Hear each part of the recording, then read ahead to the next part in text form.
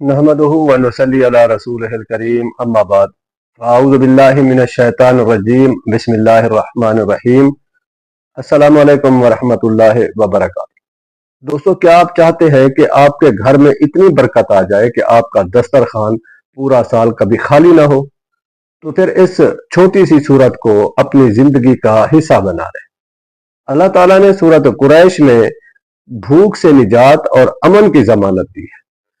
آپ افطار کے وقت جب دسترخوان پر سارے گھر والے بیٹھ جائیں اور کھانا کھانے کا انتظار کر رہے ہوں تو آپ 3 مرتبہ سورت قریش پڑھ کر کھانے اور پانی پر دم کر لیں۔